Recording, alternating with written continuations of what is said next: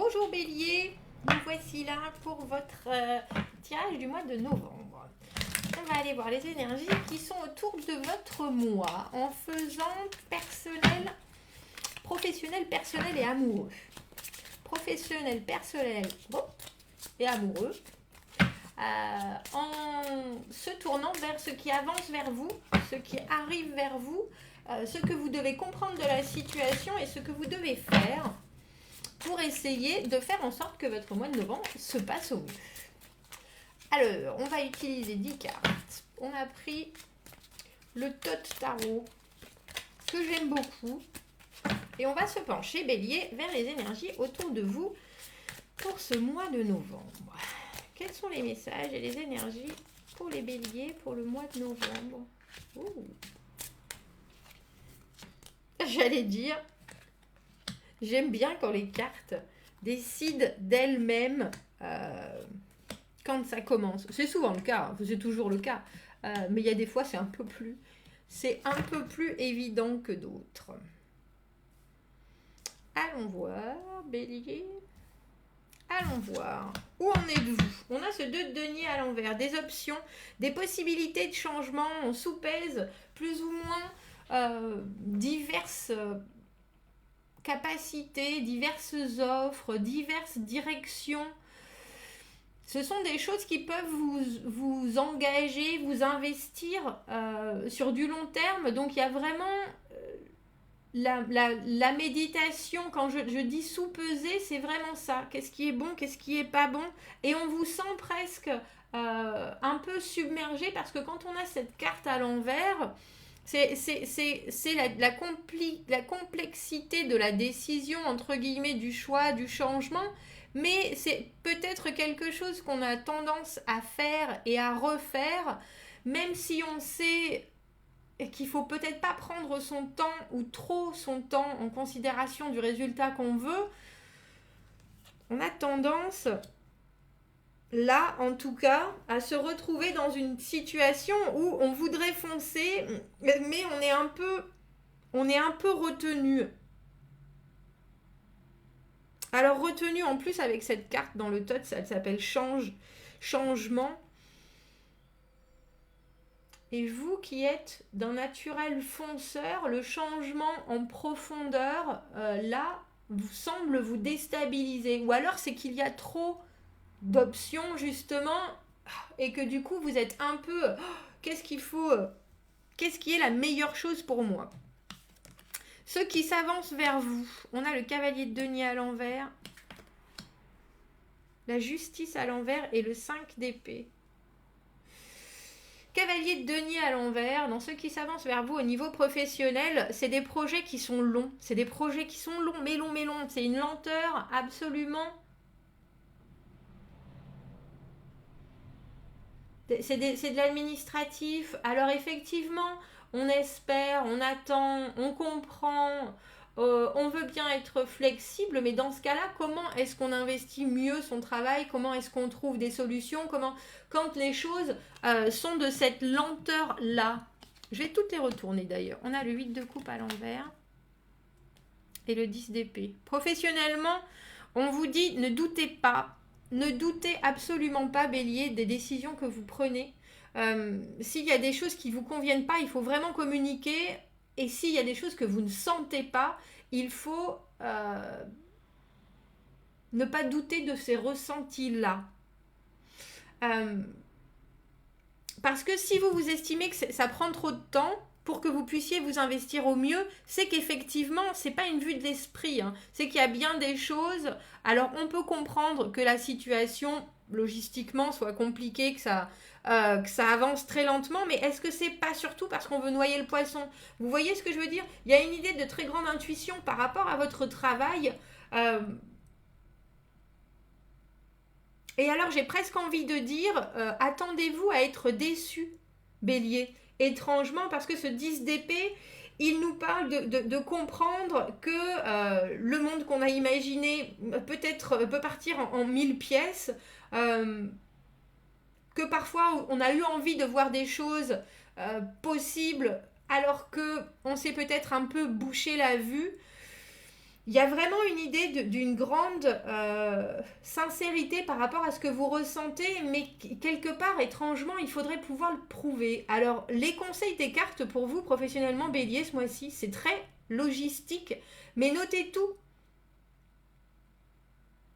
Notez tout. Tout ce qui est échange, qui pourrait ralentir encore la progression de ce que vous voulez faire, même si c'est des choses, quand on parle d'avoir des conversations qui sont très importantes pour faire en sorte que les bonnes relations, par exemple, entre personnes soient... comment est-ce que je peux dire ça, les accords qu'on a dans un déjeuner de travail, etc., des choses parlées. Vous voyez. Et là, le conseil des cartes, c'est quand vous ressentez certaines choses qui ne tournent pas comme elles devraient, écrivez, envoyez des messages, soyez sûr qu'il y ait des preuves de très très très très logistique, les cartes. Et quand vous avez décidé de prendre certaines directions professionnellement, ne revenez pas dessus, même si vous avez des gens qui vous le demandent, ou qui vous mettent le doute, ou qui vont essayer de vous diriger peut-être, oh mais si, tu devrais revenir vers ce genre de choses ou pas. Parce que là, il y a très clairement avec le 10 d'épée des choses que vous allez découvrir au fur et à mesure, et on vous dit, attendez-vous au pire. Alors, ça ne veut pas dire que vous allez tous changer d'emploi, perdre votre emploi, mais pour ne pas ajouter à ce qui peut se passer dans votre vie dans sa globalité en novembre, on a l'idée de ne perdez pas de temps. Déjà, ça c'est très très très important parce qu'on va vouloir vous faire perdre du temps. Donc quand vous prenez des décisions de choisir une optique plutôt qu'une autre, une vision plutôt qu'une autre, un comportement plutôt qu'un autre au niveau du travail, tenez-vous-y. Et quand vous voyez apparaître des choses qui peuvent être, je vais dire, néfastes à vos décisions, ou on essaye de vous faire comprendre que c'est pas la meilleure situation, que c'est pas le meilleur comportement, et je plaisante pas quand je parle d'échanges, de garder des échanges écrits, parce qu'il y a des choses qui pourront vous surprendre et que si vous n'êtes pas prêt, ça pourrait vous faire du mal, ou en tout cas ça pourrait vous faire, je vais dire, de la peine, ou subir une certaine déception, alors que quelque part, si vous avez pris logistiquement les devants par rapport à ça, je pense que vous ne le verrez pas de la même façon. Il y a l'idée qu'on voudrait vous diriger vers quelque chose, et que si vous avez confiance et conscience de cette direction, vous accepterez en pleine conscience que c'est le bon chemin, si c'est le bon chemin. Oh, j'espère que c'est clair. Bon, voilà pour vous professionnellement, Bélier.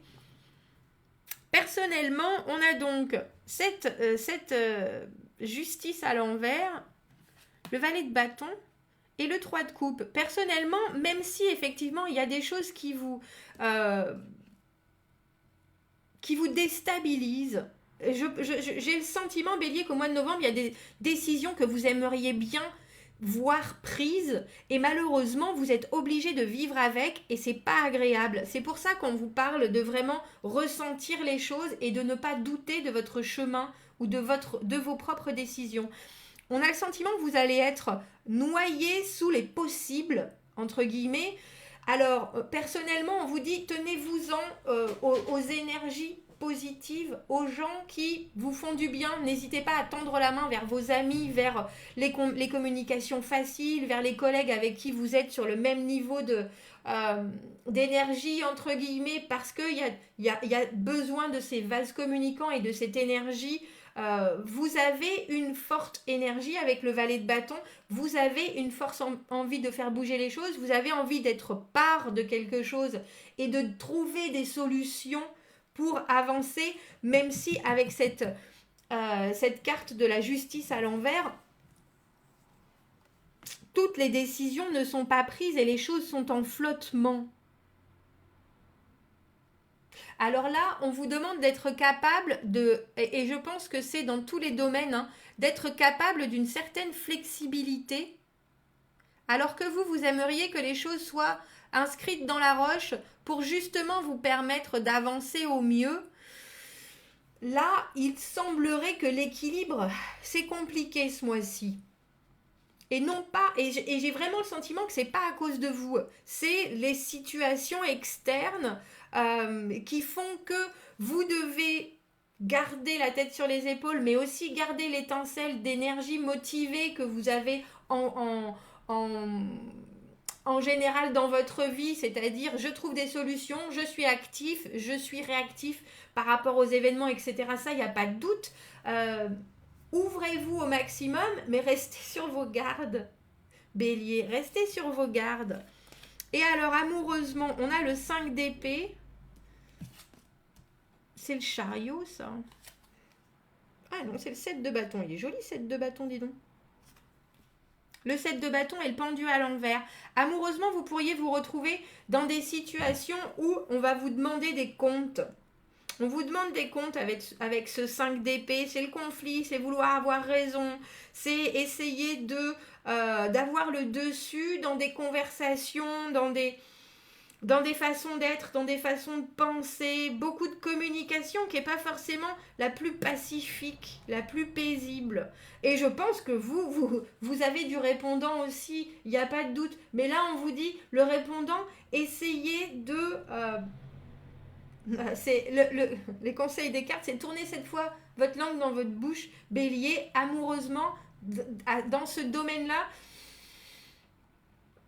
Si vous n'avez pas... Vous aurez la possibilité de répondre, vous aurez la possibilité de passer les obstacles, parce que le 7 de bâton, c'est les obstacles, c'est les choses qui, logistiquement, sont encore sur votre chemin pour pouvoir avancer, pour pouvoir avoir une communication fluide. Et là, on vous demande, écoutez, vous, intérieurement, pourquoi est-ce que vous réagissez comme ça? Pourquoi est-ce que vous devez...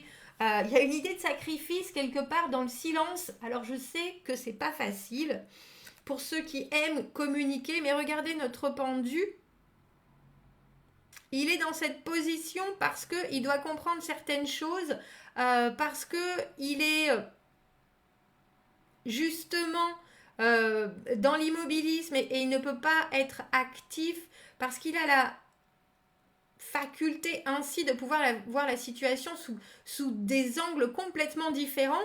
Et à l'envers, il y a l'idée qu'il faut que ce soit vous qui vous mettiez dans cette position-là. Alors traditionnellement, il faut savoir que le pendu se met toujours de lui-même dans cette position inconfortable. Là, il y a l'idée qu'il faut que vous acceptiez que la situation est inconfortable, qu'il faut que vous acceptiez parce que c'est comme ça que vous allez recevoir au mieux des informations qui vont vous permettre de surpasser ce qui arrive, donc ces disputes, donc ces moments de confrontation qui peuvent devenir des obstacles. Si à un moment vous comprenez pas que ce sont que des obstacles qui vont vous faire avancer vers d'autres choses, vers d'autres opportunités, vers d'autres ouvertures, c'est un peu comme si vous en arriviez à vous disputer avec votre moitié ou à être toujours en confrontation avec les nouvelles personnes que vous rencontrez dans votre vie romantique en vous disant bon sang mais c'est pas possible, il y a toujours ça et ça et ça et ça. Et puis là, on vous dit oui, effectivement, il y a des obstacles, il n'y a pas de doute, mais il y en aura toujours. Et les obstacles de maintenant feront les obstacles réussis et surmontés de demain. Et il y a vraiment, c'est pourtant simple comme vision, mais c'est aussi une réflexion sur la résilience, votre motivation, mais votre obligation de comprendre l'autre et ses fonctionnements plutôt que de foncer tête baissée et d'essayer de tout passer comme obstacle. On vous dit il faut démonter les obstacles. On rentre pas dedans comme on peut le faire traditionnellement. Ils sont là pour quelque chose, ces obstacles. Alors si c'est de la logistique pure et dure, on vous dit attends et puis essaye justement d'utiliser ce temps pour développer des choses en toi, développer des choses dans la connexion. C'est pour ça qu'on a ce sacrifié qui ne peut pas bouger. Mais le pendu à l'envers, c'est avant tout une recherche de qu'est-ce que ça vous fait à l'ego. Qu'est-ce que cette situation d'immobilisation, cette situation semi-conflictuelle, ou que vous prenez pour un conflit, qu'est-ce que ça vous apporte très étrangement. Et là, il n'y a même pas une idée de voir le verre à moitié vide, c'est pas du tout ça. Il y a bien des obstacles, il y a bien de la confrontation, il y a bien des étincelles ce mois-ci pour vous, Bélier, mais il y a aussi l'idée qu'il faut regarder ça avec un certain détachement pour pouvoir comprendre que c'est juste un obstacle sur une très très longue durée. Parce qu'on a 2 arcanes mineures avant cet arcane majeur du pendu à l'envers, et le pendu, il nous amène par la meilleure compréhension à de vraies transformations, personnelles, à de vraies formes d'acceptation. Mais avant tout, il y a cette phase d'immobilisation, de stagnation qu'on n'aime pas forcément quand, comme vous, on est de feu, d'intensité de ces bâtons. Et quand je dis de feu, c'est que ça brûle dans vos veines, de faire agir, de réagir. Là, il y a une chose à comprendre, et j'ai le sentiment que pour vous, et au mois de novembre, ça peut paraître beaucoup, surtout si professionnellement les choses n'avancent pas, surtout si personnellement vous vous sentez dans une certaine instabilité. Il y a toujours des choses ou des domaines qu'on a envie de pousser, et là on vous dit il faut juste vous ouvrir à ce qui arrive. C'est plus facile à dire qu'à faire. Et professionnellement, on vous dit, faites attention, prenez les devants. Vous pourriez être étonné, alors ne doutez pas. Il y a des changements à vos structures, Bélier, qui sont en chemin. Alors rapprochez-vous de gens qui vous donnent une vraie énergie. Continuez à garder ce feu que vous avez. Ne vous démotivez pas, restez réactif, parce que amoureusement, on vous dit que quelque part, le fait que vous preniez la tête, que vous soyez célibataire et que vous attendiez quelqu'un, ou que vous soyez en couple et que c'est avec l'autre que vous preniez la tête, il y a des moments dans votre vie où ce qu'il faut comprendre, c'est que c'est juste une étape, que ça ne va pas durer. Et autant on le sait ça, autant là on vous demande de l'avoir en tête sans cesse. Sans cesse, sans cesse, sans cesse, pour pas perdre le feu et pour en faire quelque chose de constructif pour vous. Eh ben, je voulais prendre... Ça a été... c'est sorti. Je voulais prendre, et je vais prendre, je pense, pour chaque signe, une de mes... un message de mes cartes et de mes cartes, mes oracles de plantes et arbres. C'est celui-ci. On a gentillesse, mais dans le sens avec c'est gentleness, c'est avec précaution, c'est doucement. Quand on prend quelque chose, ça me fait penser ce mot, si je devais, parce que là j'ai pas le mot, la traduction en français. Vous savez, quand on donne quelque chose, un biscuit à un chien et qu'il prend délicatement, voilà, c'est ça. C'est ça. Cultivez la tendresse et la douceur.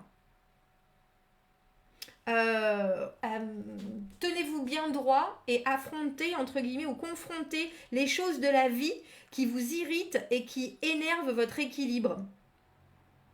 Nourrissez-vous, entre guillemets, chouchoutez-vous pour trouver une place de sérénité. C'est exactement ça.